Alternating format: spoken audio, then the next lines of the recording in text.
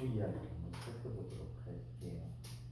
자, 다른 쌤들이 얘기해 주셨는지 모르겠는데, 자, 일반적인 과학 분석에 대한 이론을 정리를 해드린 다음에 진도를 나가도록 할게요. 자, 우리 과학이라는 과목으로 중학교 때는 자, 수업이 진행되시는데 과학은 크게 네 가지 영역으로 나눌 수가 있어요. 자, 물리라는 부분이고, 그리고 화학이라는 부분이고, 또 생명과학이라는 부분이고, 옛날에는 얘를 생물이라고 불렀죠.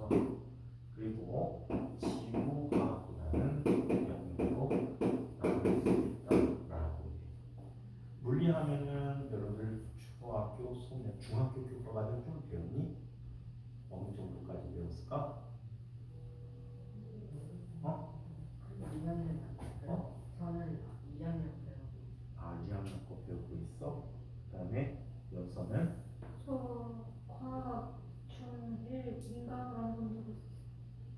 응? 중1 인간을 한번 듣고 중1 인강 한번 들었어요? 그러면은 가장 쉽게 설명하는 거. 자, 우리 힘이라는 거 배운 적 있지? 힘. 그 다음에 맨 뒤에 보면 빛이 있어요. 광학을 다루게 돼. 그 밖에 초등학교 때 여러 가지 에너지 배웠지? 달리는 물체가 하는 에너지 무슨 에너지라고 하지? 운동 에너지. 뜨거운 물체가 갖고 있는 에너지? 열 에너지. 자, 이런 에너지라는 걸 배우고, 그 다음에 초등학교 때 전기에 관한 실험들을 했었죠. 전기 회로 같은 것들, 포마전구나 건전지를 어떻게 연결하고 전지를 또 어떻게 연결하면 밝기가 어떻게 변하고 이런 걸 배운 적이 있을 거야, 그렇지? 그리고 또 자기라는 것은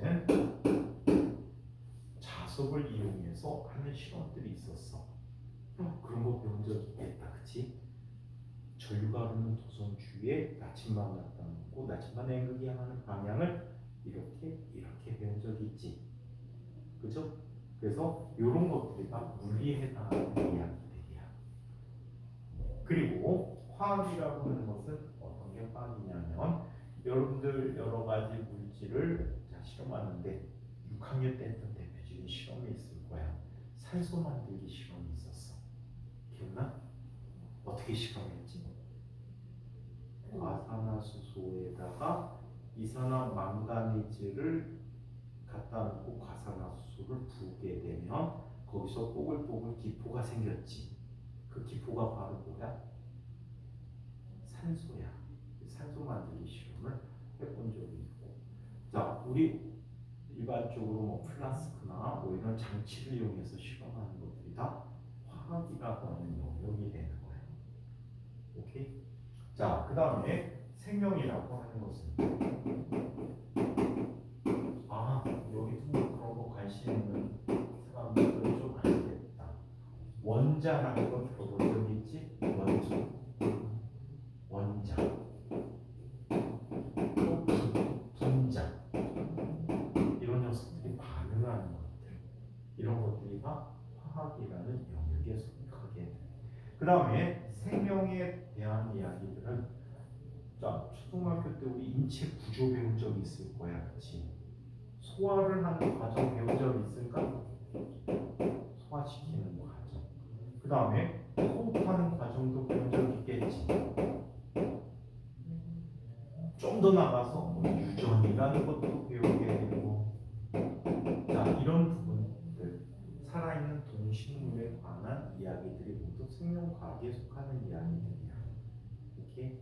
그 다음에 지구과학은 이런 게 있겠다. 여러분 학교에서 지형의 변화에 대해서 배운 적 있을까? 지각의 변화에 대해서. 단층이라는 거 들어본 적 있어? 옛날에 6학년 과정이었는데, 단층, 지층이 쌓여 있어. 근데 힘을 받아서 지층이 어긋나는 거야. 이번에 일본의 시가와 현이가 여기서 지진이 났잖아. 그래서 동해에도 지진 해일이 발생했었거든. 30cm에서 50cm 정도까지 수위가 올라갔어. 옛날에 후쿠시마에서 지진 난 적이 있었지. 그때는 우리나라 지하수도 변했대. 지하수 높이가 1m 정도를 진동했다라고 하더라고. 지하수조차. 그래서 이런 지형의 변화가 나타난 거야. 스콕산맥이라고 혹시 들어본 적 있을까? 스콕산맥 들어본 적 없어? 히말라야 산맥 같은 것들은 지층이 힘을 받으니까 땅이 우그러진 거야. 그래서 높이 솟아오는 게 히말라야 산맥이야.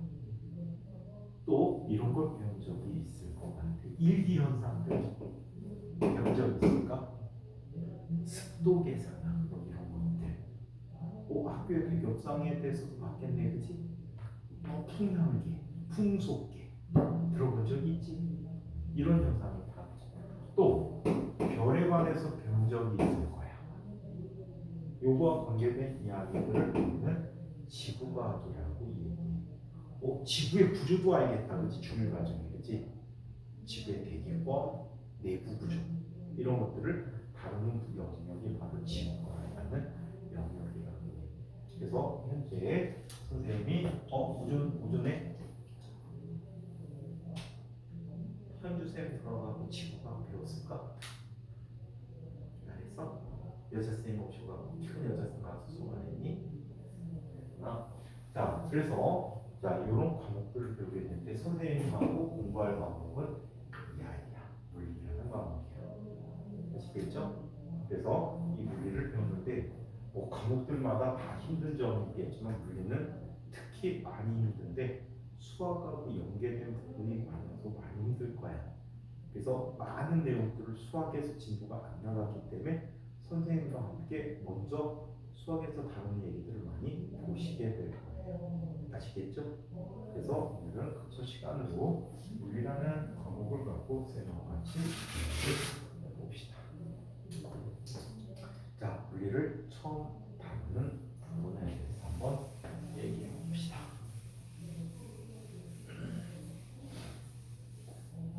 자, 이런 영역을 한번 살펴보도록 하죠. 물리량이라는 게 있어.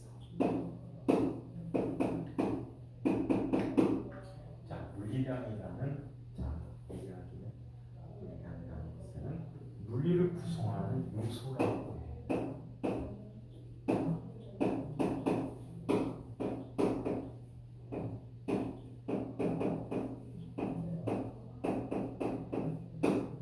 이 물리량을 이야기하는데 이 가장 쉽게 표현해서 여러분들 과학 시간 또는 수학 시간에 배웠던 과학 공식들이 있을 거야. 6학년 때 배운 걸로 이런 걸 알 수 있지. 이동거리는 어떻게 구하지? 이동거리 구하는 거? 시간 표현. 속력 곱하기 시간이라고 하지. 이런 공식들에 나온 그 용어들이 다 물리량이야. 이렇게 지금 연서가 얘기한 것 중에 이런 게 있는데 일단 이동거리는 선생님이 질문했지, 그치? 그러니까 연서가 시간이란 얘기를 했어, 그치? 그리고 또 뭘 얘기했어? 속력이라는 걸 얘기해. 이런 각각들이 물리량이야. 또 어떤 게 있냐면 변위라는 게 있어. 변위의 어감을 갖고 이게 무엇인지 한번 맞춰볼까? 변이란 무엇일까? 변자는 무슨 변자지? 어떨 때 쓰는 변자일까? 변화할 때가 변자야. 위는 뭘까? 위치. 그럼 합치면 뭐가 되지? 위치의 변화가 되는 거야. 오케이? 이동거리하고는 좀 달라. 위치의 변화라는 게 있어. 자, 그 다음에 속력이 있다면 속도라는 것도 있어. 속도라는 것도 있어. 자, 그런데 속도가 변하는 거 뭐라고 써주면 될까? 우리말로 표현하면 속도가 더해진다는 개념을 갖고 있어. 어떤 말이 있을까? 속도가 더해지는 말. 뭐가 있을까? 한자어로 구성이 돼 있어. 그래서 속도가 더해지는 거야. 맞춰보면 나올 수 있어. 뭘까? 아! 라고 할 거야. 선생님이 얘기해 주면. 속도가 자꾸 더해지는 거야. 뭘까? 찍어봐. 준서, 찍어봐. 그렇지. 가속도가 있어. 또 물리를 구성하는 요소 중에 질량이라는 거 들어본 적 있지? 질량이 여기에 있어. 질량은 뭘로 측정할 수 있을까? 질량을 측정은 어떻게 하지? 일접시저울이나 양팔저울을 이용하게 돼. 초등학교 3학년 때 양팔저울 이용해갖고 춤 매다는 거 실험했겠다, 그치? 같은 추를 같은 거리에다가 매달아 놓으면 어떻게 균형을 잡아줄 수 있지. 그리고 이쪽 팔의 길이를 절반으로 줄여놓고 이쪽 팔에 M을 달아놓으면 추를 하나 달아놓으면 이쪽엔 추를 몇 개 달아야 돼? 2개를 달아야 되지. 그지? 이런 거 할 때 썼던 개념이 질량이야. 또 무게라는 것도 있어. 무게는 지구가 사람을 당기는 힘의 크기, 물체를 당기는 힘의 크기를 무게라고 할 수 있겠지? 무게가 있고. 자, 그 다음에 힘이라는 게 있어. 힘. 자, 힘이라는 것은 물체에 작용하면 여러 가지 현상을 일으키네. 예를 들어서 용수철에 작용하면 어떻게 되지? 용철에 힘을 작용하면 어떤 일이 일어날까?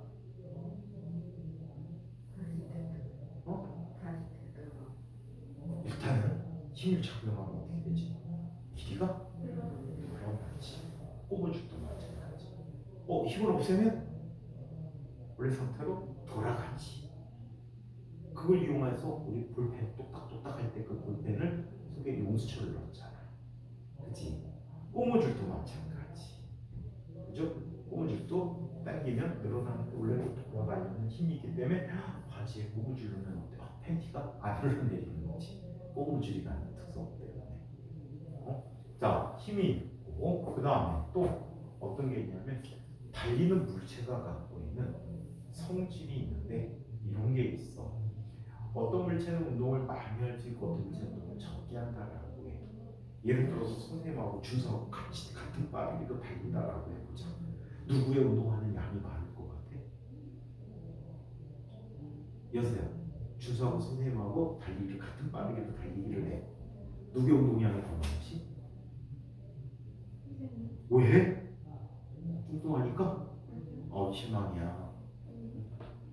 자, 운동하는 양인데 질량이 크면 클수록 같은 빠르기는 운동량이 많은 거야. 그 다음에 같은 질량을 가진 사람이 빠르기를 더 빠르게 달렸대. 운동량이 어때 더 많지. 운동하는 양을 비교하는 물리량으로 말 그대로 운동량이라는 양도 있어. 물리에서 매우 중요한 양이야. 계속 반복해서 보게 되는 양이 될 거야. 자, 그 다음에 선생님이 주소를 때렸어. 마상이 일어났네, 그치? 충격을 받았지. 내가 힘을 세게 때렸어. 충격을 더 크게 받았겠지. 또 오랫동안 힘을 줬어. 충격을 더 많이 받았겠지. 물체가 이렇게 힘을 일정한 시간 동안에 받아서 받는 충격의 정도를 충격량이라고 해요. 자, 그 다음에 또 이런 것도 있어. 한 물체가 있어. 여기에 있는 물체를 내가 밀어서 저쪽까지 이동을 시켰어. 나는 물체에게 무엇을 해줬다라고 할 수 있을까? 나는 물체에게 뭘 해줬을까? 내가 물체 해준 건 뭘까? 한 물체가 여기 있는데 내가 밀어서 이렇게 이동시켜줬어. 난 물체에 뭘 해줬지? 이거를 뭐라고 하냐면 일이라고. 일. 우리 보통 일은 어떤 거야? 아빠가 회사에서 일을 합니다. 엄마가 집안에서 청소하고 설거지하고 밥하고 빨래하고 이런 일을 합니다. 여러분들은 책상에서 공부합니다. 운전기사 아저씨들이 버스를 몰아줍니다. 이런 것들이 일이라고 하잖아, 그치? 이건 사회적인 일이야. 과학에서는 일일 수도 있고 일이 아닐 수도 있어. 과학에서 일은 어떤 게 일이냐면 물체가 있으면 물체에 힘을 줘서 얘를 이동시켜줘야지 일을 해줬다라는 얘기. 내가 가만히 두고 있어. 힘을 주고 있지. 그치? 이 무게만큼 내가 힘을 줄 거 아니야? 일을 했을까 안 했을까? 선생님이 앞에 얘기했는데 어떻게 일을 하지? 어떻게 일을 하는 경우라? 어떤 경우가? 반드시 뭘 해야 돼? 힘을 가해서 어떻게 하라고 그랬지? 이동시켜줘야 돼. 위치를 변화시켜줘야 돼. 근데 위치가 변화 안 됐단 말이야? 일을 하면 이렇게 들었어. 이거는 이동한 게 있지? 힘을 줬고 일을 했으니까 이동했으니까 얘는 일을 했다라고 해. 그래서 일이라는 게 또 일이라는 게. 자, 그 다음에 일을 할 수 있는 것은 물체가 뭘 갖기 때문일까? 여러분들이 예를 들어서 막 운동을 했어. 일을 했어. 어떨 때 힘들고 어떨 때 힘이 덜 들 거야. 어떤 경우에 힘이 덜 들까? 많이 먹고 몸속에 에너지를 충분히 쌓아놓으면 덜 힘들겠지. 반면에 배고파 죽겠어. 에너지가 없어. 일을 하기가 어렵겠지. 그래서 일을 할 수 있는 능력을 우리는 뭐라고 하냐면 에너지라고. 자, 그 다음에 또 6학년 때 배운 개념들 이런 게 있을 거야. 전압이라는 거 들어본 적 있을까? 전압은 건전지에서 전류를 흐르게 해줄 수 있는 능력이 되겠지. 건전지 1.5V라고 써 있잖아. 이게 그 건전지의 능력이야. 오케이? 1.5V에 해당하는 만큼의 전류를 이동시켜 줄 수 있는 능력이 있는 거예요. 3V면 그거의 2배만큼의 능력이 있는 거지. 그래서 이걸 전압이라고. 그래서 전선을 따라 흐르는 걸 전류라고 합니다. 오케이? 근데 전류의 흐름을 막 못 가게 하는 게 뭘까? 전류의 흐름을 못 흐르게 방해하는 건 뭘까? 뭘 것 같아? 전류를 못 흐르게 하는 건 뭘까? 얘는 바로 전압이라는 거야. 등등등등 더 어려운 용어들이 많은데 힘들까봐 혹시 전기장이라는 말 들어본 적 있을까? 자기장이라는 말 들어본 적 있을까? 자석 주위에 생기는 게 자기장. 그 다음에 전압을 띈 물체 사이에 생기는 게 전기장이야. 이런 모든 것들이 다 물리장이야. 그럼 우리는 물리를 공부하는 게 어떤 거니? 지금 이쪽에 나온 게 다 그거야. 좀만 더 지도 나가보면 아시겠지만 각각에 대한 물리량을 다 하나하나 정의를 해. 오케이? 하나하나 정의를 한 다음에 이 정의된 물리량들의 상관관계를 정리해줘. 예를 들어서 속력은 어떻게 구하지? 시간분의 이동거리. 이동거리는 속력 곱하기 시간. 이런 식으로 공식이라는 걸 만들어서 여기 나오는 물리량의 상관관계를 밝혀주는 거예요. 자, 그러면 이 물리량이 크고 작은 거를 뭘로 표시해 줄 수 있을까? 보통은 숫자로 표시해 줘. 숫자가 클수록 더 많은 물리량을 갖게 돼. 그러면 이 물리량이 어떤 것이다 라는 종류를 알기 위해서 반드시 써줘야 되는 게 있대. 뭘 써줘야 될까? 물리량의 종류를 알려주는 건 뭘까? 연소는 키가 얼마지? 160인데 160이 뭐야? 160인데 160이 많잖아. 160. 그렇지. 그걸 뭐라고 하지? 뒤에 붙인 거를 단위라고 해. 물리량의 종류를 알려주는 건 바로 뭐다? 단위라고 해. 그래서 항상 물리량을 표현할 때는 크기는 숫자로, 종류는 단위로 표현해 주면 된다. 여기서 또 잠깐 어려운 얘기로 빠져보도록 하자. 뭐가 어려울까? 이런 물리량은 크게 두 종류로 나눠줄 수가 있어. 어떤 종류가 있냐면 이런 게 있어. 영어를 쓸 때 스칼라 양이라는 게 있어. 스칼라 양이라는 것은 자 크기만 갖고 표시하는 물리량.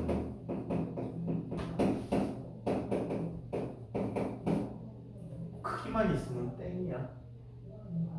반면에 벡터 양이라는 반대 개념이 있어. 벡터 양이라는 것은 크기도 당연히 필요하겠지만 크기에 뭐가 방향이 함께 있어야 돼. 아까 이 중에 방향이 꼭 필요했던 게 하나 있었는데 뭐가 있었지? 아까 여기서 맞힌 거 뭐지? 방향이 필요한 게 하나 있었어. 여기서 맞힌 거 중에 주세요. 뭐가 있었지? 위치? 그냥 위치야? 위치의 위치의 변화잖아. 변이야. 얘들은 방향이 있어야 돼. 왜? 여기다가 저기로 위치가 바뀌었어. 그지? 방향이 필요하단 말이야. 그래서 얘는 크기와 방향이 함께 표시되는 물리량이야.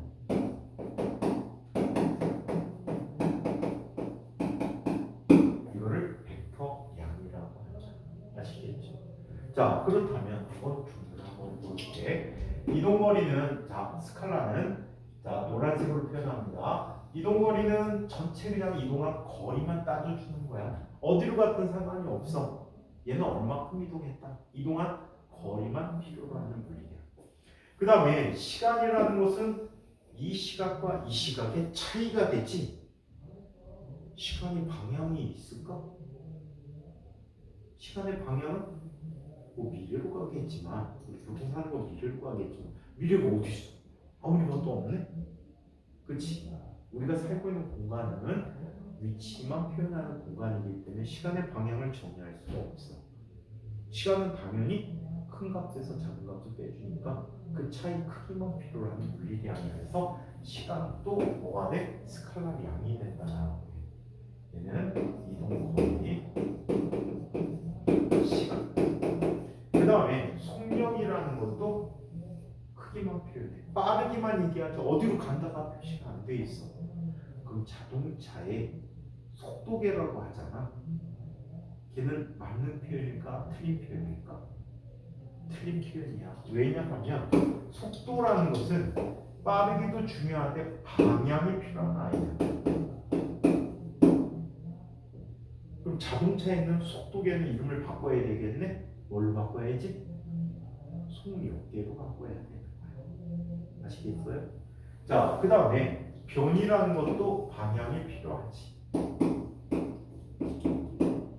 자, 가속도라는 것도 속도가 어디에서 어느 방향으로 바뀌었다는 것까지 표현하기 때문에 얘도 벡터에 속해. 질량은 뭐에 속할 것 같아? 질량은 물질이 고유한 양이라고 배우거든. 그래서 얘는 양이야. 그래서 얘는 스칼라야. 자, 한편 무게는 지구 중심 방향으로 물체를 당기잖아. 그래서 무게는 벡터가 돼. 힘은 어떨까? 힘은 방향이 있을까 없을까? 힘은 방향이 있을까 없을까? 힘의 방향은 없어요. 그래서 힘이라는 녀석은 뭐다? 벡터 힘 변의 방향이 꼭 필요하지. 어디에서 어디로 작용했다? 내가 만약에 물체를 이렇게 밀었다. 얘는 이쪽 가겠다. 이렇게 밀었다. 이쪽 가겠지. 그래서 반드시 힘이라는 것은 뭘 필요로 한다? 방향을 필요로 한다. 운동량, 충용량도 생략은 하겠지만 여기서 방향을 갖게. 반면에 일이라고 하는 것은 얼마큼의 일을 해준 거지 어느 방향으로 미면 중요하지 않아. 그래서 일은 스칼라에 해당. 에너지도 역시 스칼라에 해당. 자, 자, 전압, 전류, 저항, 스칼라에 해당해요. 반면에 전기장과 자기장은 벡터에 해당한다. 그래서 물리량은 크게 방향을 필요로 하는 양과 또 크기와 방향을 필요한 양과 크기만 필요로 하는 양 두 가지 형태로 나눠줄 수가 있다라고 해요. 그래서 크기만 갖고 있는 양을 스칼라, 방향을 갖고 있는 양을 크기의 방향을 갖고 있는 양을 벡터다라고 이야기합니다. 자, 그러면 요거를 한번 살펴보도록 하죠. 잠깐만.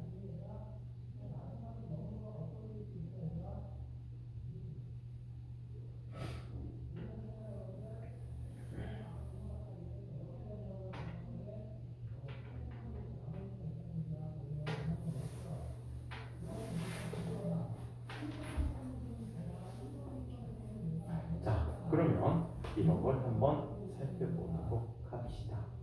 자, 스칼라 양에 대한 특성을 한번 살펴보도록 하죠. 스칼라 양이라는 것은 크기만으로 표시되는 물리량입니다.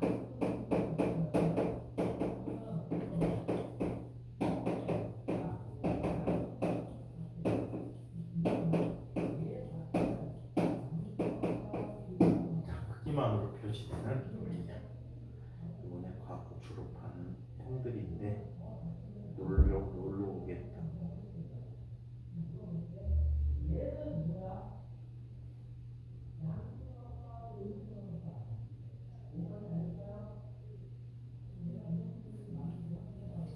자, 그래서 크기만으로 표시되는 물리량을 스칼라 양이라고 하는데 얘는 어떤 종류가 있다. 이런 게 있대. 초기 아이들이야. 이동 거리, 시간, 속력 등등. 굉장히 여러분들 알는 것 중에 많은 게 있어. 부피라던가 면적이라던가 길이라던가 또 밀도라는 거 혹시 배웠을까? 밀도. 압력이라는 것도 배웠을까? 압력. 이런 것들 모두 스칼라 양에 속하는 물리량 굉장히 많습니다. 자, 얘네들을 우리가 궁극적으로 하는 건 계산이지. 자, 스칼라 양의 계산을 한번 살펴보도록 하죠.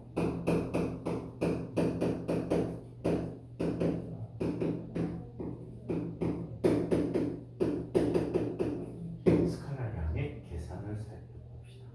스칼라 양을 계산하는데 이 계산 방식은 누구를 따른다? 사칙 연산을 따른다.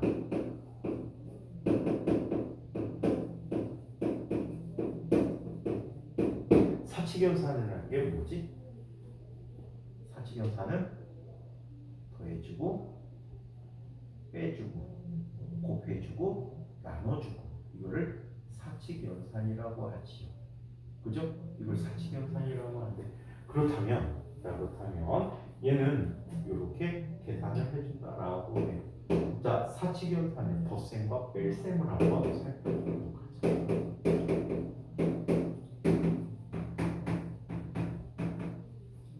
여기는 굉장히 중요한 약속이 있어요.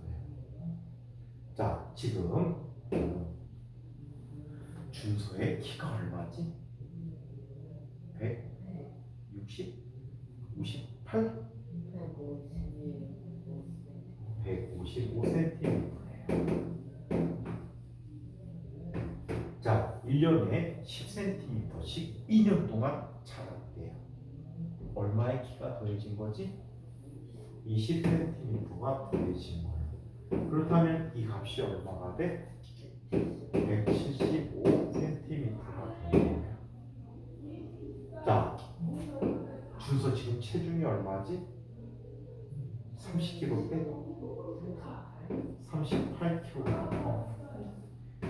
살 많이 붙어야 되겠다. 자, 열심히 많이 먹으면서 키가 크면서 12kg이 쪘대요. 그럼 얼마가 되는 거지? 50kg이 되는 거예요. 자, 현재 준서의 키는 155cm이고 체중은 38kg이라고 해요. 두 개 합치면 얼마가 돼? 이제 숫자는 193이 되겠지. 그럼 단위는 센티미터 더하기 킬로그램이라고 쓰면 되겠네? 이런 단위 본 적 있어? 없지. 이런 단위는 쓸 수가 없어. 이런 단위 쓸 수 없으면 얘는 어때? 쓸 수가 없는 계산이야. 그럼 약속을 하나 알게 됐다. 어떻게 더해주고 빼줘야 될까? 맞아요. 같은 단위끼리 계산해줘. 같은 단위라는 것은 같은 물리량끼리 계산해주라. 오케이? 이 약속만 지키면 된다. 곱셈과 나눗셈은 아무리 해도 상관이 없어.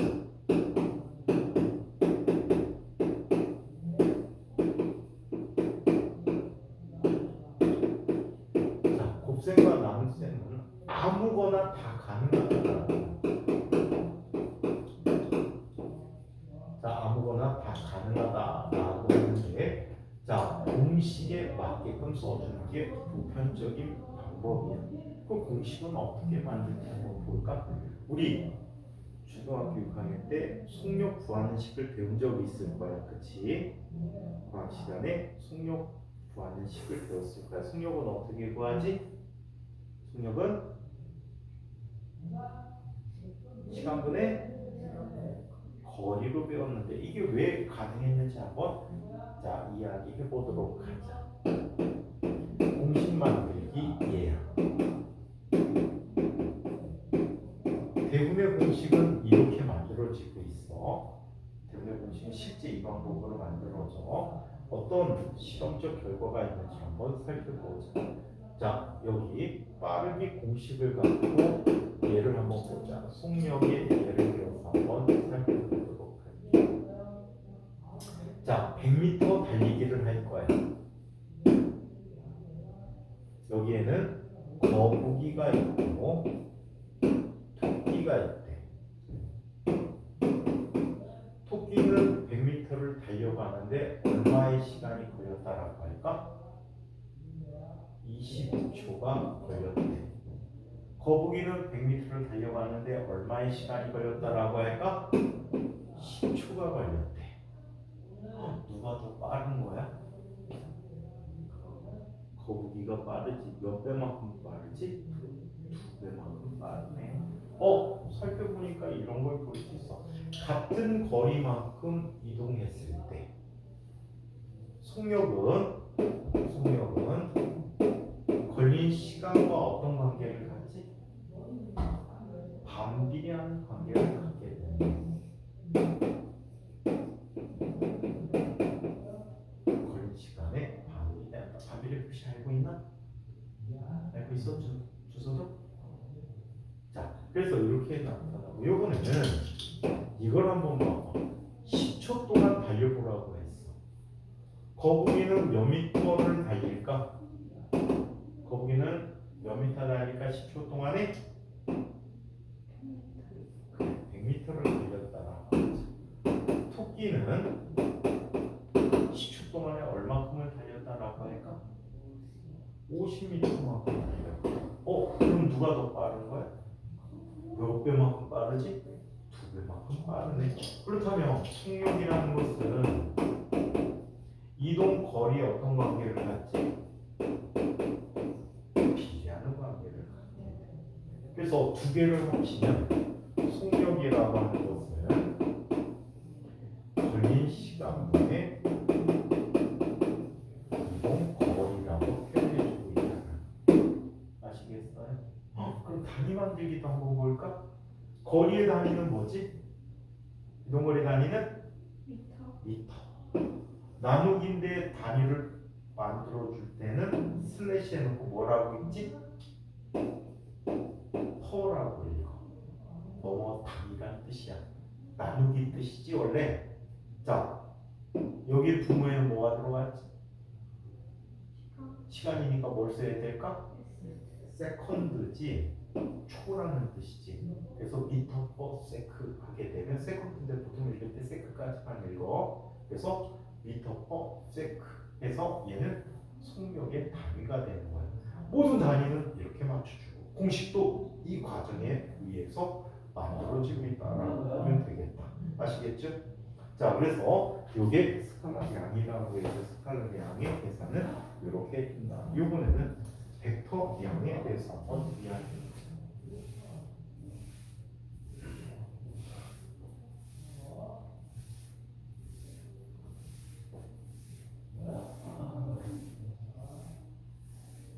자, 벡터 양에 대해서 한번 이야기해보도록 하죠.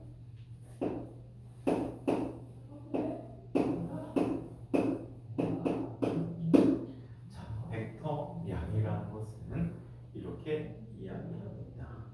자, 벡터량이라고 하는 것은 크기와 방향을 함께 표시하는 물리량.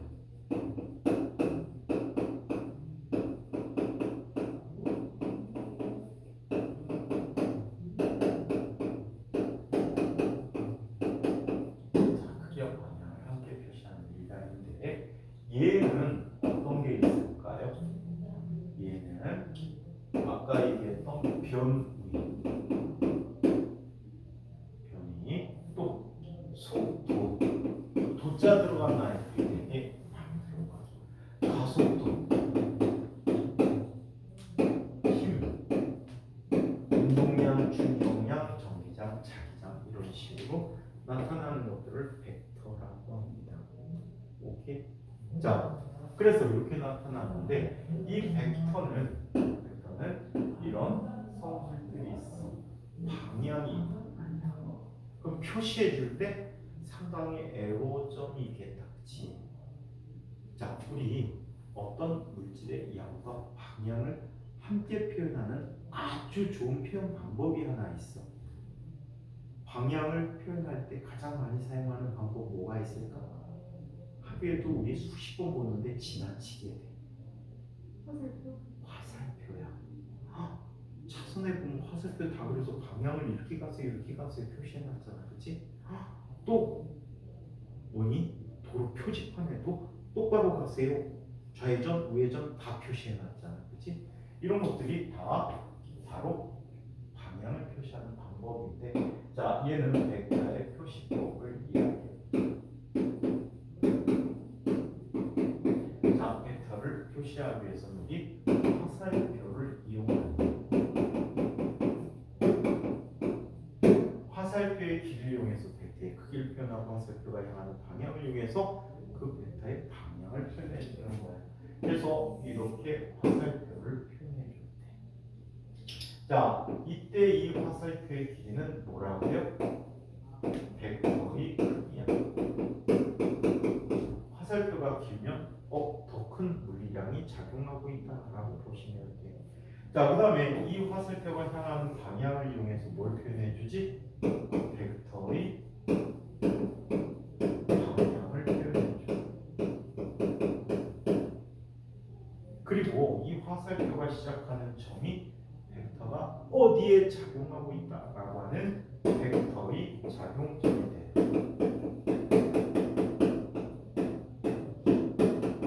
자, 그래서 이런 걸 이용해서 우리는 벡터를 표현해주고 있다라고 합니다. 스칼라는 방향 표시로 그냥 대체로 숫자 등으로 나타내주면 돼요. 아시겠죠? 자, 그래서 이렇게 나타내줍니다. 그렇다면 이 벡터를 문자로 표시할 때는 어떻게 될까요? 벡터 A라는 걸 표현할 때 일단 벡터 A는 A겠지, 그지? A야. 근데 얘가 크기를 갖는지 아니면 방향을 갖는지 안 갖는지를 어떻게 식별해 주니? 여기도 역시 화살표를 이용해 줘. 손으로 쓸 때는 되게 이렇게 표현해 줘. 머리 위에 왼쪽에서 오른쪽으로 화살표를 보내주면 이게 벡터 A라는 뜻이야. 아시겠어요? 머리 위에다 화살표를 이고 있다. 좀 지저분하긴 하지만 아주 효과적인 방법이지. 맞아요? 자, 또는 책 같은 데는 화살표 안 붙여주는 경우도 많았어요, 옛날에. 그러면 왜 안 붙여주는지 알아?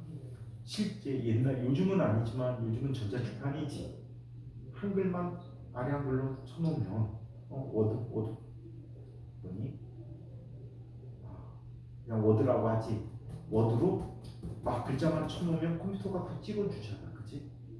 근데 옛날에는 그렇게 책을 만들었을까? 어떻게 만들었을까? 옛날 책은 임세봉이 활자를 뽑아갖고 딱 판에다 꽂아요. 아시겠어요? 그걸로 판본을 떠가지고 걔를 이용해서 인쇄를 해. 그래서 일정량 이상을 찍으면 이 활자가 닳아가고 못 찍어. 새로 또 만들어야 돼. 옛날에는 책을 많이 못 만들었지. 하지만 요즘은 전자출판이잖아. 그러니까 컴퓨터가 알아서 쭉쭉쭉 인쇄해 주니까 요즘은 수도 없이 무지막지하게 찍어주지. 그래서 이렇게 찍어주게 돼. 자, 그러다 보니까 옛날 인쇄공은 불편한 게 싫잖아. 문자 쓰고 화살표놓고 문자도 화살표놓고 얼마나 귀찮을까? 그래서 찾은 방법이 굵은 글자를 쓰는 방법이에요. 굵은 문자는 대체로 벡터일 확률이 상당히 높아. 근데 굵은 글자 쓰는 거 되게 많다, 수학에. 벡터도 쓰고요.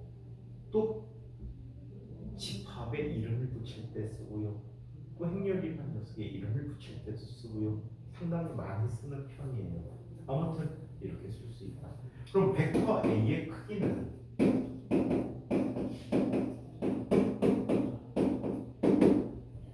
자, 여러분들은 이 벡터에 대한 개념을 중학교 1학년 수학에서 조금 배우셨어. 6학년 때 안 배우다 중학교 1학년 때 배우는 수학 개념이 뭘까? 음수라는 개념을 배워야 돼. 그지? 음수라는 개념을 배우는데 백이라는 녀석이 어떻게 계산되지지? 양수와 음수의 더하기로 계산되지잖아. 그치?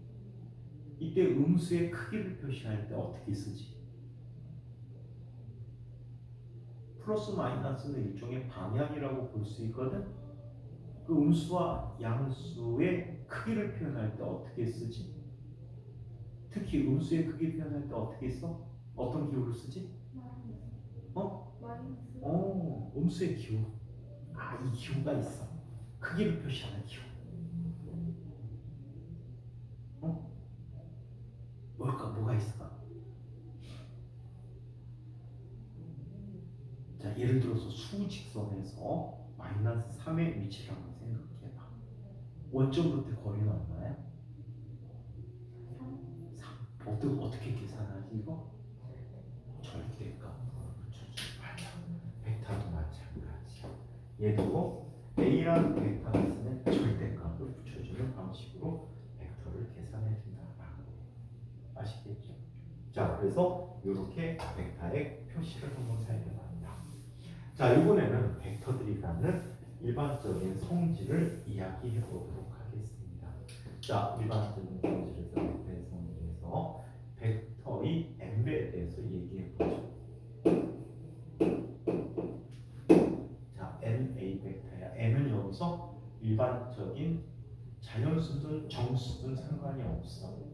오케이? 자연수든 정수든 상관없어. 자, 그냥 여기서 간단하게 자연수 비율을 한번 보자. 여기 A라는 벡터가 있었네. 자, 곰곰이 생각해 보자. 이 벡터를 표현할 때는 어떻게 해야 할까? 이 벡터는 어떻게 해주면 될까? 이 벡터 A가 몇 개 있다는 거야? 2개가 있대. 그렇다면 같은 방향으로 크기를 몇 배 해주면 2배 해주면 2A 벡터가 돼. 오케이? 또 3A 벡터면 어떻게 해주면 될까? 길이를 3배로 해주면 되겠지. 또는 NA 벡터 하면 어떻게 해주는 거지? 이 벡터 안에 A가 몇 개가 들어가면 돼? N개만큼 들어가면 되겠지. 이게 NA 벡터야. 벡터에다가 어떤 정수값 또는 이거는 자연수 실수 어떤 거 들어가도 상관없어. 이게 들어가게 되면 뭐가 되는 거야? 뭐가 되지? 그만큼 길이가 늘어난 벡터가 된다. 또는 줄어든 벡터가 된다라는 뜻이 돼버려요. 자, 이번에는 세 번째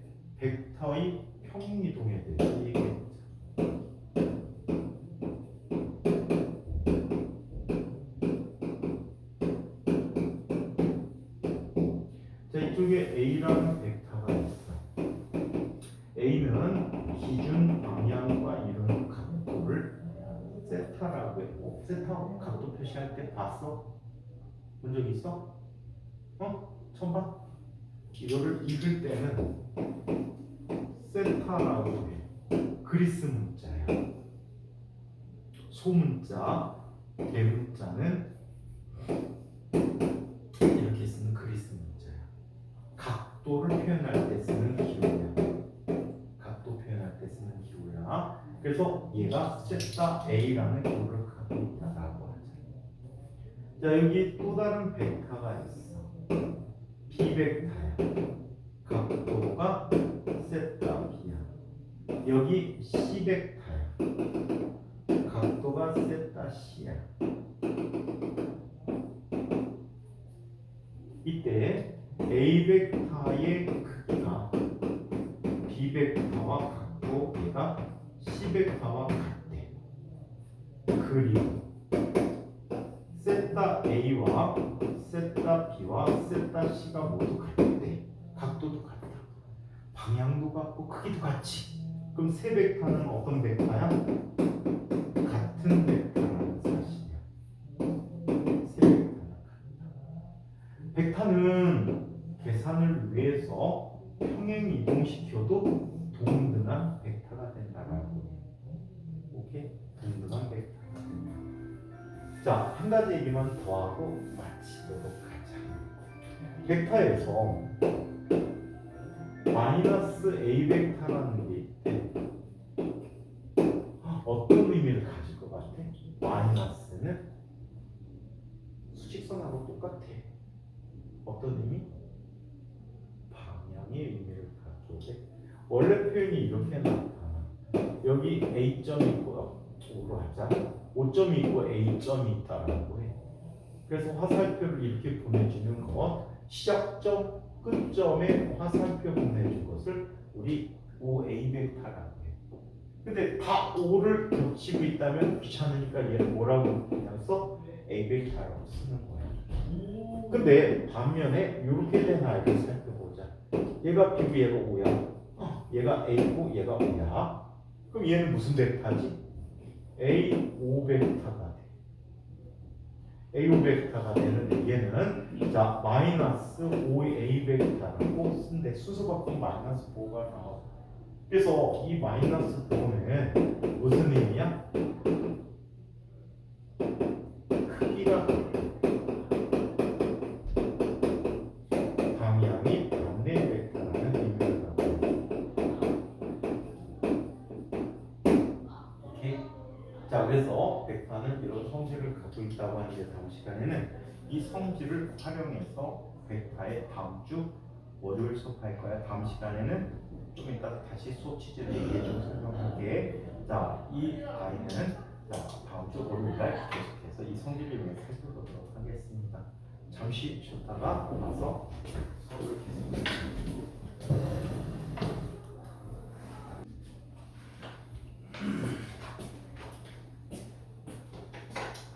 지금 전국 단위로 갈 수 있는 영재 학교들을 제가 살펴보면 이런 학교들이 있어요. 가장 오래된 영재 학교는 한국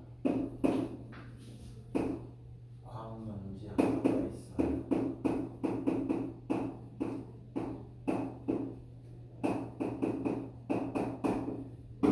옛날에 부산과학고였는데 부산과학고가 영재교육법이 있거든.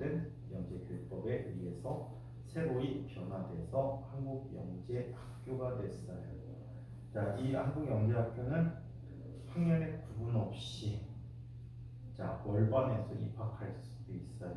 그래서 선생님 1학년 애들도 1학년 때 들어가는 친구들도 간혹 있는데 최근에는 거의 3학년 마치고 가는 친구들이고 선생님 가르쳤던 선배들 중에서도 2명이 2학년 마치고 간 친구들도 있어.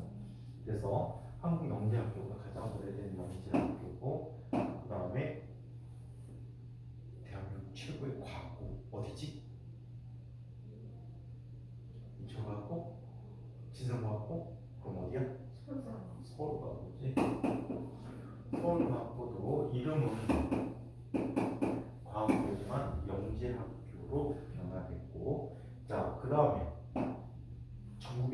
가장 오래된 과학고가 있어.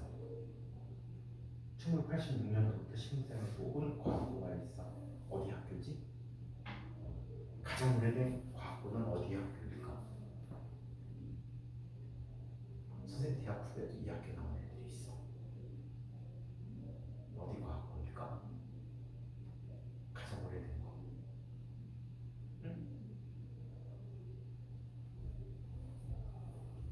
과학문제 진도에 의해서 만들어진 학교로 경기과학고가 있지. 이 세 학교들은 과학 시험들이 썩 수월하지가 않아. 한국외과 같은 경우에는 조금 창의 전형들이 많이 들어가는 반면에 이 두 학교는 학과 내용이 많이 들어가. 그래서 얘네들은 선행 학습이 많이 되어야 돼. 선행이 많이 돼. 특히 서울과학과 같은 경우에는 입학 시험이 아예 그냥 시험이야. 물리학생을 지학을 모아놓은 시험. 중학교 과정에서 상당히 많이 동떨어져 있어. 고등학교 선행 과정. 그래서 이런 학교로 가려면 이런 책으로 공부를 해야만 합니다. 아시겠죠? 자, 그러면 기타 영재고들은 어디가 있을까? 인천에 있는 영재고가 있지?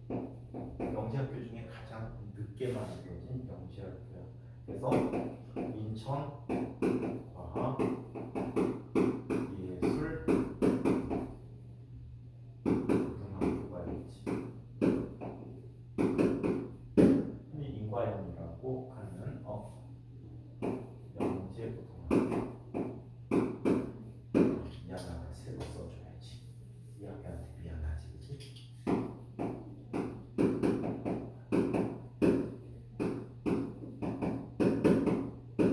그래서 이 학교가 있는데 인천에 어느 정도 비중을 두고 뽑고 있어.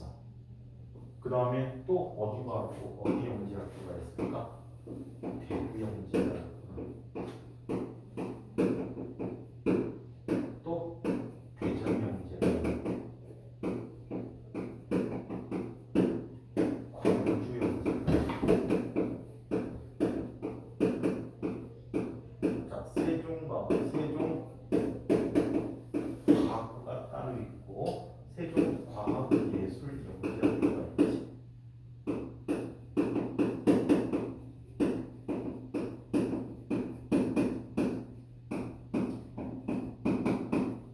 그래서 이런 학교가 있는데 이 학교들은 최근에 문제 나오는 유형이 자기네 학교별로 문제를 일단 출제하고 있어.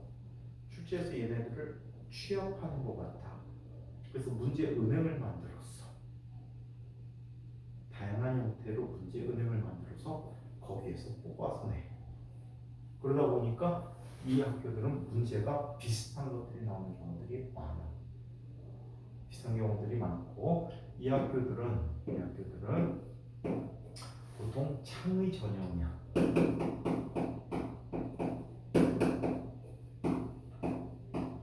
중학교 교과를 위주한 창의 전형이야. 여기 베이스는 뭐야? 중학교 교과의 심화야. 중학교과의 심화로서 창의 전형을 해주고 있거든. 자, 영재학교는 보통 1단계, 2단계, 3단계로 구성되어 있어. 1단계는 대체로 서류 전형, 2단계는 창의 전형, 3단계는 소집해서 나타나는 전형이 있어. 그래서 실험도 하고 여러 가지 학생들의 태도를 보고 3차 전형을 해서 뽑게 되는데, 그래서 우리가 주로 준비해야 되는 것은 2단계 전형이야. 이 2단계 전형은 과학고 3단계 전형, 창의 전형과 거의 유사해. 문제 유사한데 기본은 중학교를 교과를 바탕으로 하는 심화된 내용들을 수업하고 있다고 해. 그래서 선생님이 지금 수업이 지금 방학 중에는 월금으로 되어 있는데, 자, 월금에 4교시, 5교시에 들어오는 거지. 정규시간 4교시, 5교시에 선생님이 들어오게, 3교시, 4교시에 들어오는구나. 3교시, 4교시에 들어오게 되는데, 이때 들어와서 여러분들에게 해줄 이야기들이 바로 이 영재학교 대비 수업을 해드릴 거야. 차근차근 모아서 쉬운 내용부터 정리해 놓으면 나중에 엄청나게 큰 자산이 될 것 같아. 아시겠죠? 그래서 요거와 연습 문제를 최대한 많이 뽑아서 주려고 하는데 아직 문제를 많이 모으지 못했어. 그리고 나중에 2학년 후반부에 가면은 전체 과정이 다 끝난 다음에 기출 문제들을 정리해서 한번 풀어보는 시간을 선생님하고 가져볼 것 같아. 그래서 선생님 일단 맡은 부분에 대해서 자 진도는 선생님 마음대로. 그래서 지금 겨울방학 진도는 지구과학 위주로 구성을 해놨어. 지구과학 위주로 구성을 해놨어. 그래서 요 단원들을 자, 살펴보도록 할게요. 자, 지구 단원은 크게 지구에 대한 구조에 대한 이야기, 그 다음에 지각의 변화 과정, 그리고 지각에 대한 이야기, 밀기에 대한 이야기, 그리고 또 화석과 지질 시대에 대한 이야기, 그리고 별에 관한 이야기들을 주로 살펴보게 될 거야. 그 첫 시간에 우리는 지구의 구조라는 이야기들을 한번 단원을 다뤄보도록 할게. 자, 지구의 구조에 대한 이야기를 살펴봅시다.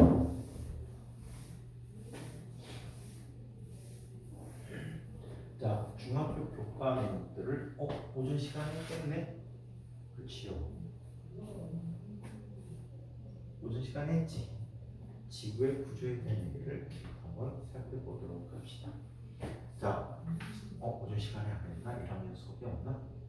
교과 수업 없니? 이틀은 없구나. 자, 첫 번째 단원 이야기, 지구의 구조이다.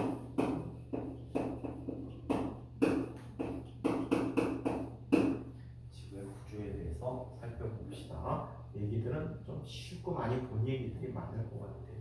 자, 먼저 대기의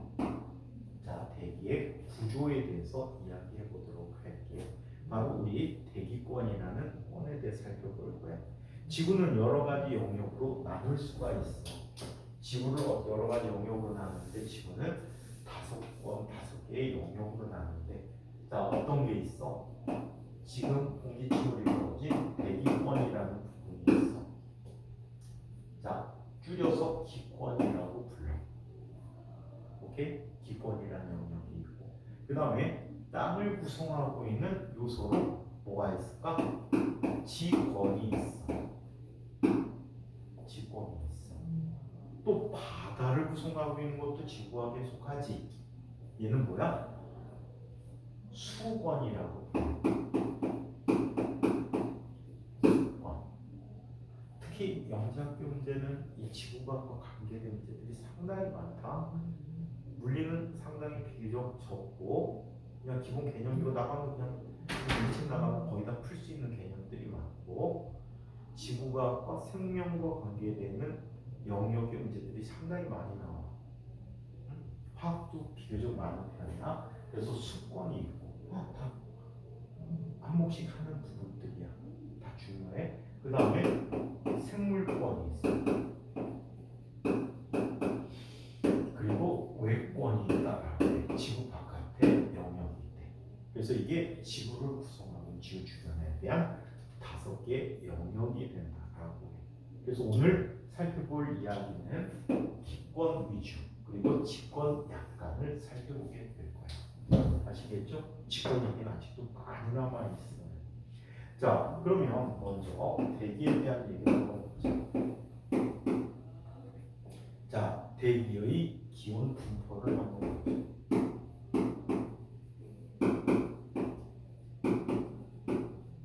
대기권의 기온 분포다라고 얘기해.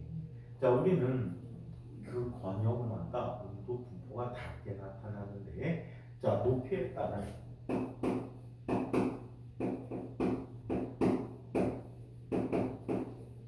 기온 분포의 변화에 따라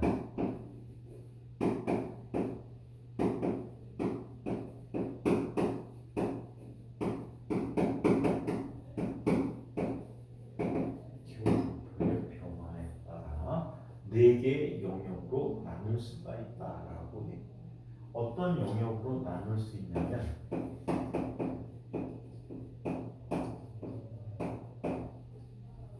네 개 영역으로 나누는 거에 어떤 걸로 나오냐면 대류권이라는 영역이 있어. 가장 아래층을 이루고 있어. 인간이 살고 있는 영역이야. 자, 그 다음에 성층권이라는 영역이 있어. 들어본 적 있을 것 같아. 성층권. 성층권에 아주 특이한 부분이 존재해. 지표에서는 이게 오염물질인데 하늘로 올라가면 얘가 엄청나게 지구에 유리하게 바뀌어준 영역이 있어. 혹시 뭔지 알까? 얼마 전까지 사람들은 되게 고민을 했어. 왜 고민을 했냐면 얘가 CFC라는 거 들어본 적 있니? CFC 프레온가스라는 거 들어본 적 있을까? 요즘 사용을 안 해서 모르나? 에어컨의 냉매로 이용하는 기체가 있었어. 프레온가스라는 기체가. 걔가 누구를 파괴했거든. 누구를 파괴했지? 아주 옛날 얘기가 모르나 보다. 오존층이라는 걸 파괴했단 말이야. 오존층을 파괴하는데 오존층은 자외선을 차단시켜서 지구상에 생명이 살 수 있게끔 해주는 중요한 역할을 하는 층이거든. 걔가 성층권에 있어. 혹시 비행기 타고 미국이나 유럽이나 갔다 온 있을까? 갔다 온 사람? 동남아시아까지 갔다 와봤니? 아직? 여서는 저부터 어디? 더 말해요? 아니 가장 큰데 아까요? 굵직한데 다마라고 세계 각국이야?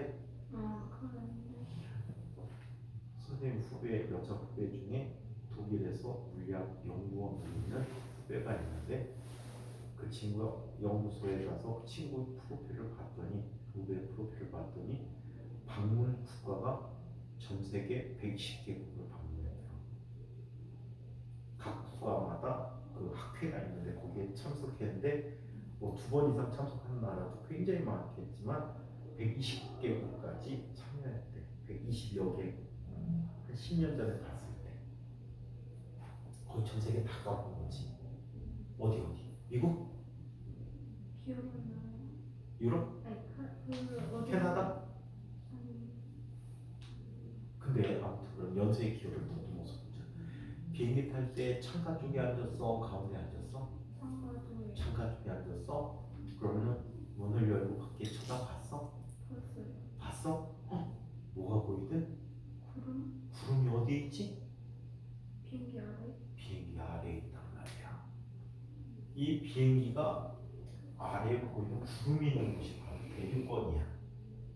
그러면 여기서는 어디를 간 거지? 성층권을 날아간 거야. 지구는 중력이기 때문에 대부분의 공기가 지표 근처에 모여 있거든. 성층권에 가면 공기가 매우 희박하겠지. 희박하니까 공기의 저항을 많이 받을까 적게 받을까?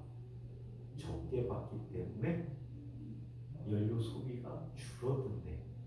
그래서 이 성층권은 비행기가 다니는 항로로 이용돼.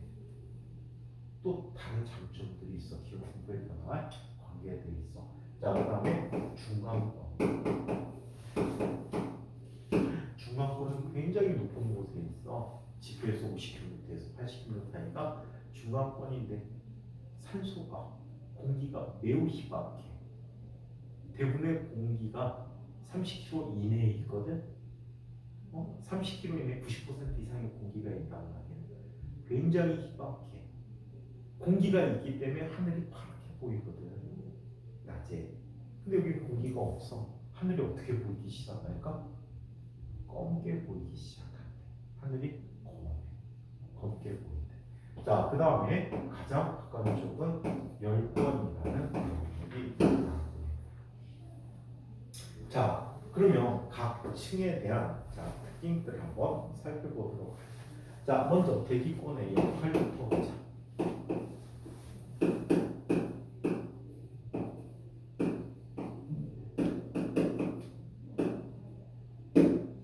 대기권의 역할에 대해서 이야기해 보도록 하죠. 자, 대기권의 역할을 보는데 이 대기권은 첫 번째 누가 있을까? 산소가 있어. 산소를 O2라고 써. O는 산소의 원소 기호야.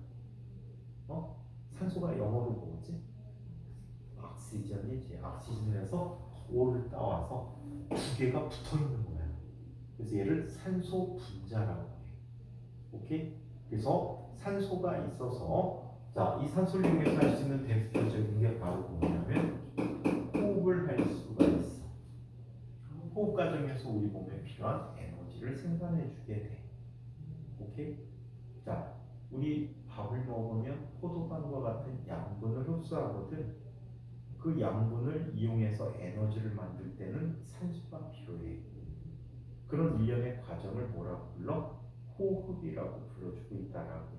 단순히 숨 쉬는 게 호흡이 아니고 에너지를 만드는 과정까지가 전체적인 진정한 의미의 호흡이다라고 얘기해 줄 수가 있어요. 자, 한편 또 얘는 대기권에서 일어나는 현상 중에 조그마한 별들이 지구로 와서 지구와 충돌을 하게 돼. 그러면 엄청난 피해를 입을 수 있겠지.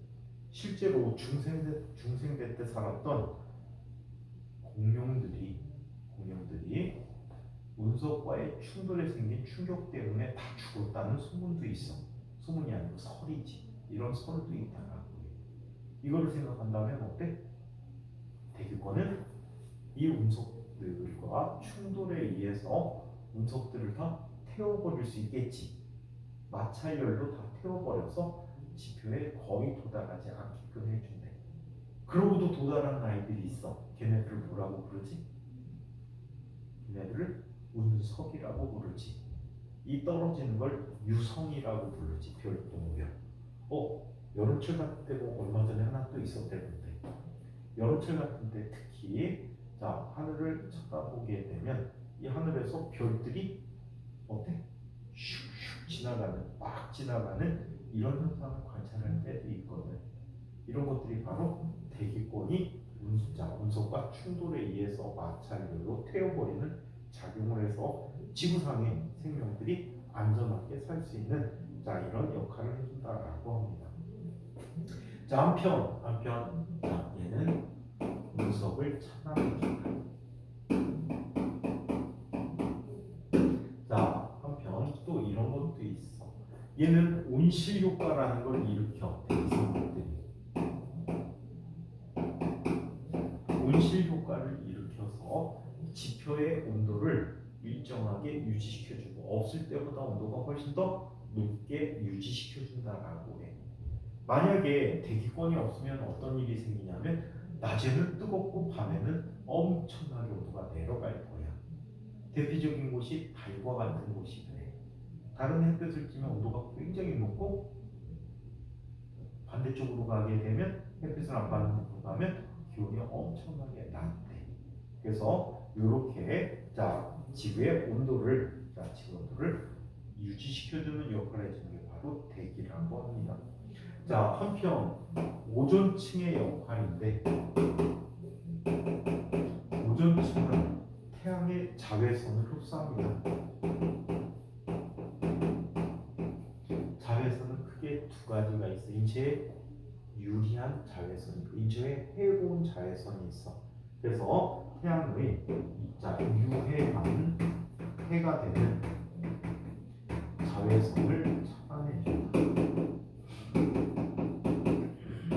이게 오존층의 역할이라고 합니다. 자, 한편 자, 얘는 대기와 해수라는 게, 해수는 바닷물이야, 동시에 주는데 우리 저위도 지방은 태양열을 많이 받고 내보내는 열도 많지만 태양열을 너무 많이 받기 때문에 온도가 항상 높아야 되고, 극지방은 지구가 방출하는 양이 태양부터 받는 양보다 더 많기 때문에 열을 항상 부족하게 생각한다라고 해. 이때 대기와 해수가 저위도에 남는 에너지를 고위도로 보내줍니다. 저위도는 적도와 같은 곳이야. 저위도이 남는 에너지. 자, 고위도는 지방이야. 보내준다.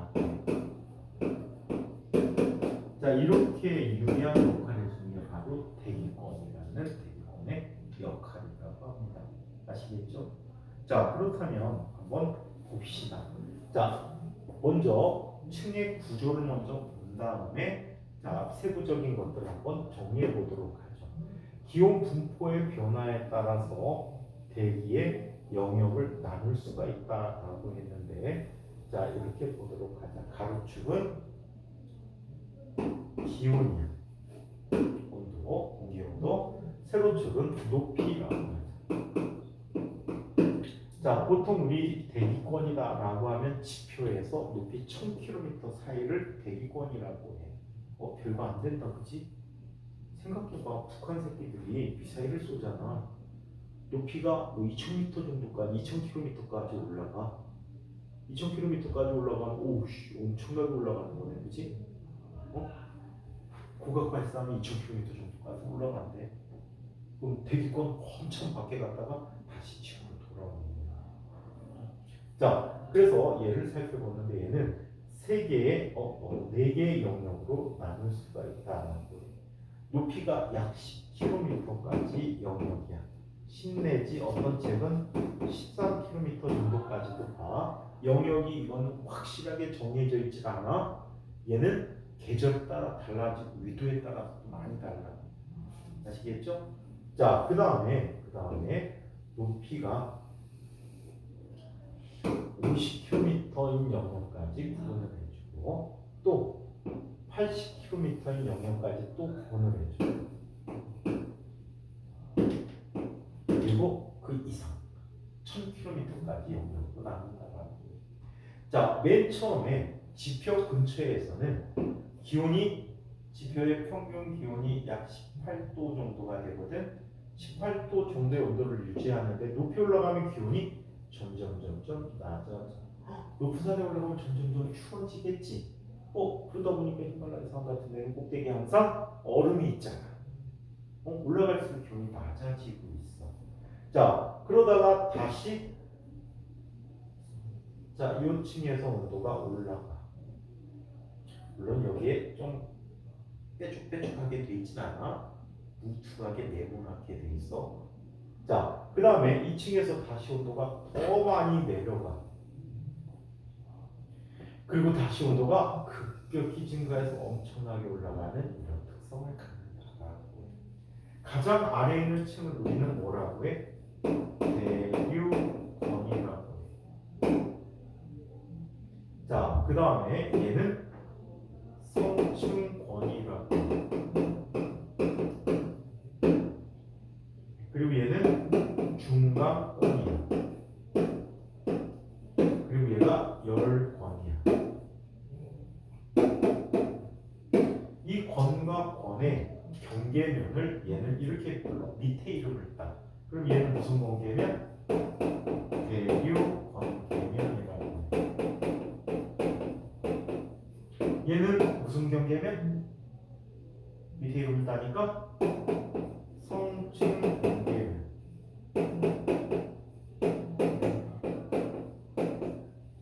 얘는 중간 관계면.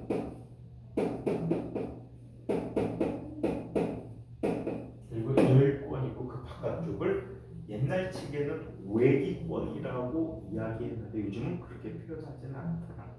그래서 이렇게 네 개의 영역으로 되어 있다라고 해. 오케이? 그래서 이렇게 온도 변화가 일어나게 돼. 그러면 이 영역에서는 왜 온도가 내려갈까? 이 영역에서 온도가 내려간 이유는 뭘까? 이런 걸 묻는단 말이야. 이 영역에서 온도가 내려가는 이유는 뭘까라고 물어보는 게 영지학 주는 과학고 질문에 나올 수 있단 말이야. 왜 그럴까? 상상해봐. 유추해봐. 왜 그럴 것 같아?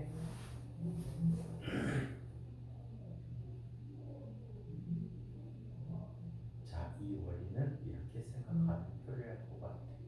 난로가 있어. 모닥불이 있어. 모닥불에서 점점 멀어지면 어떻게 되지? 점점 추워지겠지. 지표는 따뜻한 곳인데 지표에서 멀어질수록 점점점 온도가 내려가게 되는 거야. 높이 올라갈수록 지구 복사 에너지가 감소하기 때문이다라고 보면 되겠다. 좀 이따가 한번 다시 정리해 줄게. 자, 그 다음에 이 영역은 왜 온도가 갑자기 뜬금없이 올라갈까? 이 전체 영역에는요, 전체 영역에는 다는 아니지만 그냥 전체 영역이라고 할게. 주로 아래쪽에 있는 아이들이 많긴 한데 30km, 35km 부분이 가장 많기는 한데 이쪽에는 O3야. O2하고 다르네? O2는 뭐야? 산소라고 했지. O3는 혹시 본 적 있는 O3? O3 뭘까? 오존이야. 맞아. 얘가 오존인 거죠. 오존층은 태양의 자외선을 이용해서 그 에너지를 흡수해서 산소가 되고, 또 산소는 자외선을 이용해서 산소 분자로 떨어져 나와. 산소 분자로 떨어져 나온 산소 원자는 또 다른 산소 분자와 결합해서 또 오존이 돼.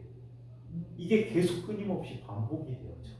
누구를 이용해서? 자외선을 이용해서.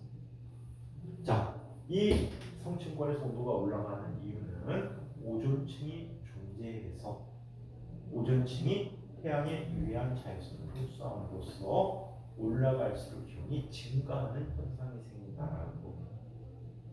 그러면 중간권에서는 다시 온도가 내려가네? 더 춥다. 거의 이게 영하 100도 정도가 돼. 더 추워져. 왜 그럴까? 중간권에서 온도가 내려간 이유는 대륙보다 아주 비슷해. 따뜻한 성층권에서 멀어지기 때문이야. 아시겠어요? 따뜻한 성층권에서 멀어지기 때문이야. 그럼 열권에서 또 온도가 왜 올라갈까? 여기는 대기가 희박하다 보니까 태양의 복사 에너지를 직접 받는 곳이야. 오케이? 태양의 복사 에너지를 직접 받기 때문에 이곳은 온도가 매우 높다. 아시겠어요? 온갖 태양 복사 에너지가 다 오거든. 그래서 온도가 높다라고 얘기해. 오케이? 자, 그래서 온도가 변화되는 이 과정을 다 기억해 두시고 각 영역의 특징들을 정확히 파악해 주셔야 합니다. 자, 그러면 이거를 한번 살펴보도록 하죠. 대륙권에 대해서 먼저 살펴보도록 합시다.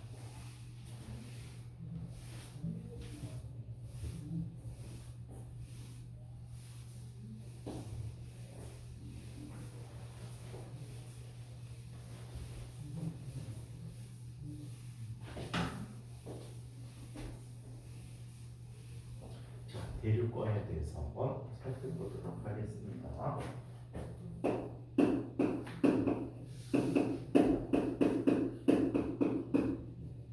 자, 대륙권은 지표면으로부터 높이가 약 10km 부근까지.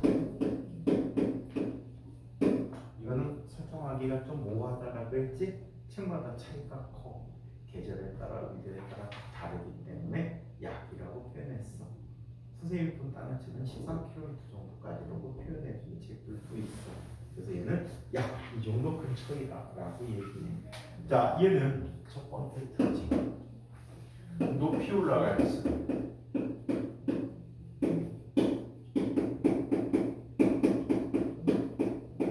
기온이 상승합니다. 높이 올라갈수록 기온이 상승하게 된다. 자, 얘는 100m마다 평균적으로 0.65도씨씩 하강한대. 오케이? 100m마다 0.65도씨씩 하강하게 되는데 그 이유는 자, 높이 올라갈수록 지구 복사 에너지라는 건 어떤 에너지냐면 지구는 태양에서 에너지를 받잖아, 그치? 그래서 온도가 올라간단 말이야. 그 온도가 올라간 만큼 어떻게 되지? 열을 방출해주지. 한번 자기 손에다가 다른 손바닥, 손등을 이렇게 겹쳐서 떼어놓고 한번 보세요. 근데 손바닥은 감각이 좀 무디기 때문에 손등에서 느끼는 온도 변화를 한번 느껴보라고. 손 잠깐 떼봐야지. 이렇게 살짝 이렇게 근처에. 손등이 어떻게 느끼지? 좀 따뜻하다고 느껴지지 않아요? 못 느끼겠어? 딱딱이 느끼는데 위에 있는 손에서 열을 복사해서 방출해서 아래 있는 손으로 열을 전달해 주는 거예요. 오케이? 지구도 마찬가지야. 지구도 일정한 온도가 있기 때문에 열을 외부로 방출해 준단 말이야. 그 에너지를 지구 복사 에너지라고 해요. 자, 높이 올라가는 따라 그곳까지 도달하는 지구 복사 에너지가 감소하기 때문에 자, 높이 올라갈수록 기온이 하강하고 있다라고 해. 매 100m마다 0.19도씩 하강하고 있다라고 해요. 자, 그리고 이곳에는 전체 대기성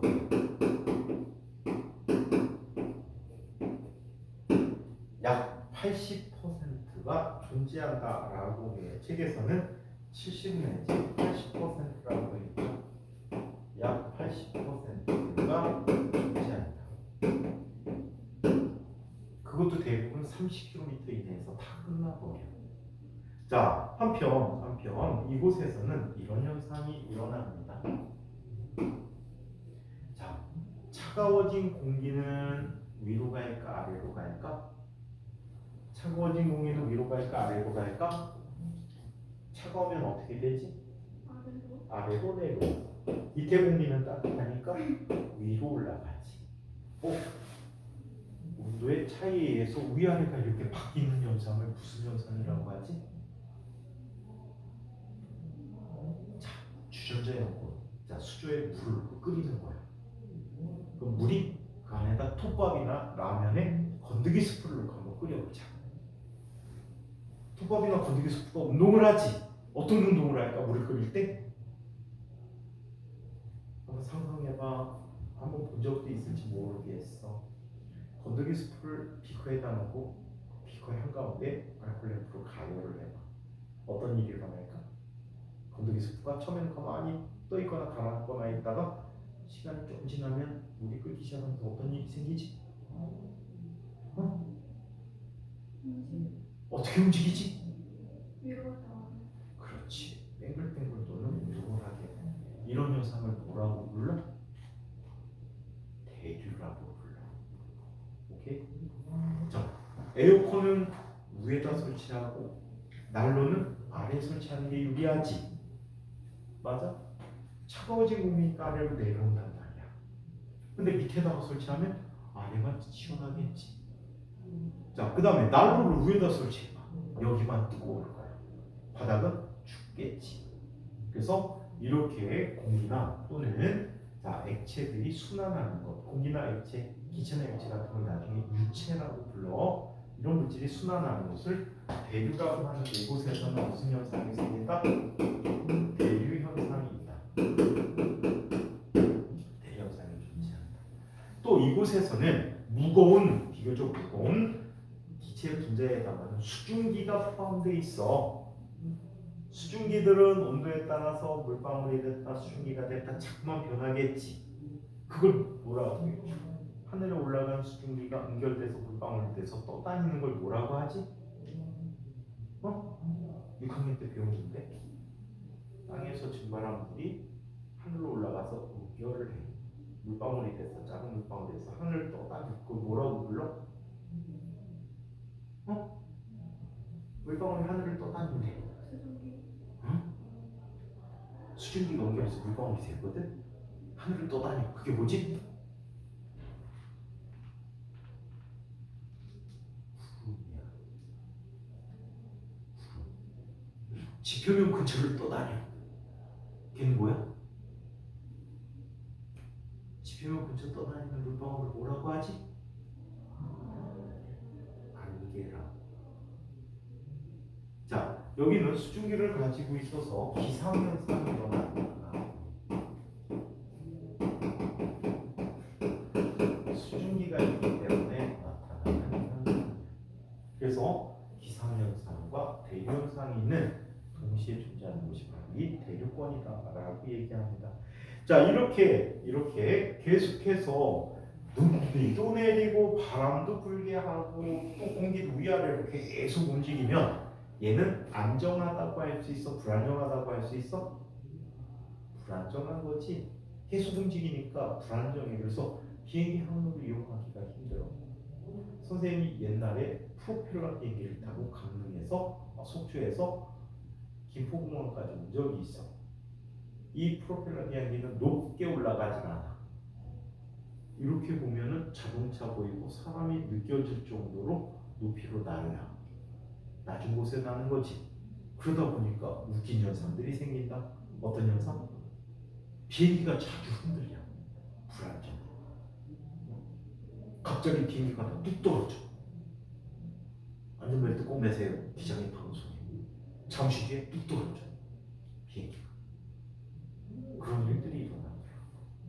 더군다나 프로펠러는 공기를 뒤로 밀어내야 되지. 공기가 희박한 곳에 가면 안 되겠다. 많은 곳에 있어야 되겠지. 그래야 비행기가 쭉쭉 나갈 수 있겠죠. 자, 그래서 여러 가지 일기현상, 기상현상이 일어나고 있다라고 합니다. 급하게 쳤더니 여기 브레이크를 안 줬구나 내가. 자, 이번에는 세 번째. 자, 성층권이라는 영역을 봅시다. 이 둘 사이의 관계면을 대류 관계면이라고 합니다. 자, 성층권은 30km, 10km에서 약 50km 부근까지를 성층권이라고 이야기합니다. 자, 얘는 높이 올라갈수록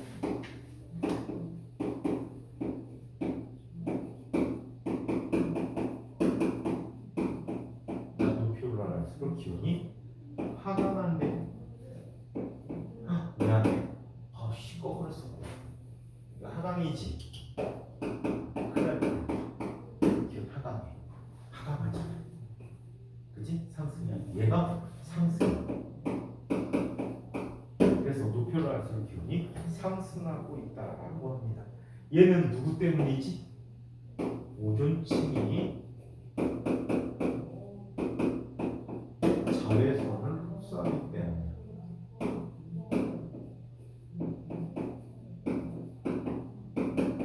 오존층이 자외선을 흡수하기 때문에. 자, 두 번째. 자, 이곳에서는 자, 오존층에 의해서 자외선이 차단된대.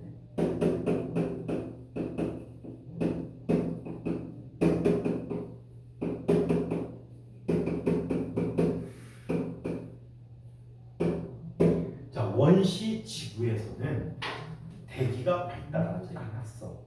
그래서 산소도 희박했고 오존은 더더구나 없었다라고 해. 이 시기가 언제까지 오냐면 고생대 초반까지 오게 돼. 고생대 또 성캄브리아 대라는 지질 시대에 물속에 사는 여러 가지 식물들에 의해서 식물의 광합성에 의해서 산소가 많아지면서 대기권에 산소가 증가하게 됐고 이 산소 증가에 의해서 오존층이 형성된 거거든. 이 오존층이 생기기 전까지는 모든 생물은 다 물속에서만 생활했대. 이 오존층은 두께가 상당히 얇은 편이야. 실제로 1m 내외 분포하는 영역이 다를 뿐이지 1m 정도 되는 오존층의 역할이 물 10m 깊이의 역할을 한대. 그러면 고생대 때 오존층이 형성되기 전 고생대 때는 모든 생물들이 대부분 어느 영역에 살았어? 물속 깊이 10m보다 더 깊은 곳에 살았다라고 해. 안 그럼 자외선 때문에 살 수가 없었어. 그래서 이런 특성들이 있다라고 하죠. 자, 세 번째. 자, 이 과정은 이렇게 설명하면 돼. 자, 산소가 있어. 산소는 자외선이 UV지, 울트라 바이올렛에서 UV라고 해. 자외선에 의해서 산소와 산소로 떨어져. 이 산소는 되게 불안정한 물질이거든. 이 산소는 산소 분자와 결합을 해. 그래서 뭘 만들어주지? 오존을 만들어줘. 오존도 되게 불안정해. 그래서 오존도 자외선에 의해서 산소 분자와 산소로 또 나눠. 이게 끊임없이 순환되는 과정을 갖게 돼. 오케이? 이 과정이 끊임없이 순환되는 과정이 있어서 자, 이 과정에 의해서 자외선이 흡수되지고 있다라고 이야기합니다. 이런 화학 반응식을 쓰라고 해. 오케이? 이 층에서 일어나는 화학 반응을 반응식으로 써보세요 라는 문제들로 나타날 수도 있어. 자, 그래서 이렇게 오존층이 역할을 한번 살펴봐. 얘는 낮은 곳은 기온이 낮고 높은 곳은 기온이 높기 때문에 대류 현상이 일어나 안 일어나? 대류 현상이 없다. 대류 현상 없으면 공기가 운동하지 않으니까 안정하지. 자, 안정하다라고 해. 안정하기 때문에 이걸 이용해서 우리는 비행기의 항로로 이용되고 있다라고 해.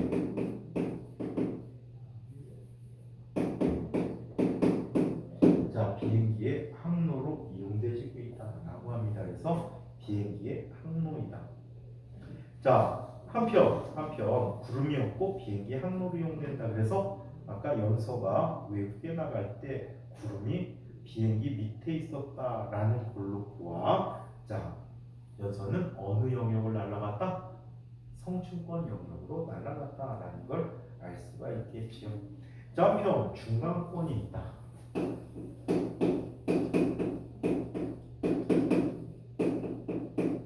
중간권은 50 내지 80km 영역을 중간권이라고 이야기합니다. 자, 이걸 중간권이라고 하는데 얘는 자, 높이 올라갈수록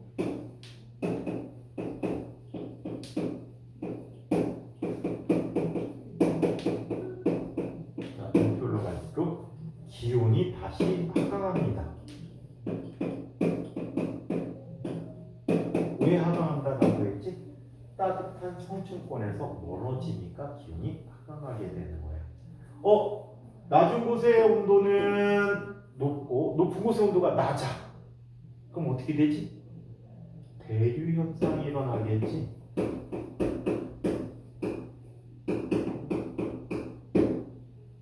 대류 현상이 일어나. 그래서 불안정한 공기지. 그런데 말이야. 얘는 기상현상이 있을까 없을까? 일기변화가 생길까 안 생길까? 안 생겨요. 왜? 수증기가 없어서 그래. 수증기는 무거운 분자이기 때문에 지표는 근처에 모여 있단 말이야.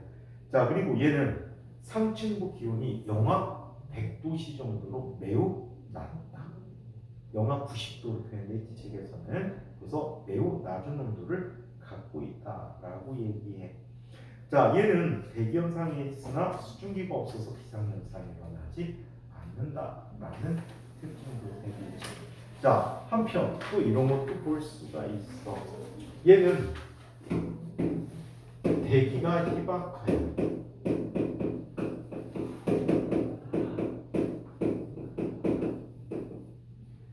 낮에도 하늘이 캄캄하다.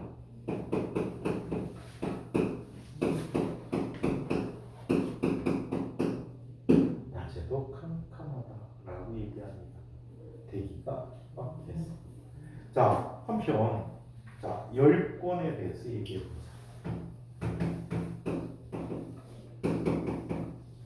자, 열권은 80km 영역에서 그 이상인데 보통 1000km 영역까지를 열권이라고 합니다.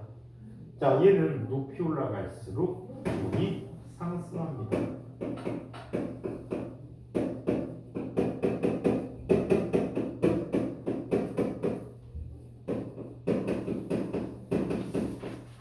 왜 상승하지? 태양의 복사 에너지를 직접적으로 받고 있잖아. 자, 한편 이곳에서는 중요한 특징, 오로라 현상이 일어나는데 오로라를 극광이라고 그래서 오로라 현상이 일어나는데 자 태양에서 날아오는 전기를 띤 입자들이 지구의 자기장에 의해서 끌려오다가 산소나 질소에 의해서 충돌을 하게 된대요. 그러면서 빛을 방출하게 되는데 지구상에 나타나는 것들은 대부분 초록색, 연한 녹색이나 또는 빨간색, 주황색 계열의 오로라들이 보이게 돼요. 오케이? 자, 그래서 이렇게 보이게 된다고 합니다. 주로 산소와 충돌에 의해서 이런 빛들이 나온다라고 해요. 그 다음에 이곳에서 유성이 생긴대. 별똥별이야. 공기가 희박하긴 하지만 그래도 공기가 있어서 외계에서 오는 조그마한 천체들이 지구의 대기와 충돌을 해서 빛을 내주는 별똥별이 생긴다고 합니다. 태양에부터 오는 에너지를 강하게 받는 낮에는 기온이 높고 밤에는 기온이 엄청 낮아지게 된다. 밤낮의 기온 차이가 매우 크다라고 얘기합니다. 그래서 이렇게 보고 다음 주 월요일 날은 이 프린트도 갖고 오셔야 돼. 책에다가 책은 학원에서 만들어 갖고 주실 거야. 지구 내부 구조를 조사하는 방법에 대해서 다음 시간에 한번 살펴보도록 하겠습니다. 이 부분까지 질문 있으시면 질문 없으면 마치도록 합시다.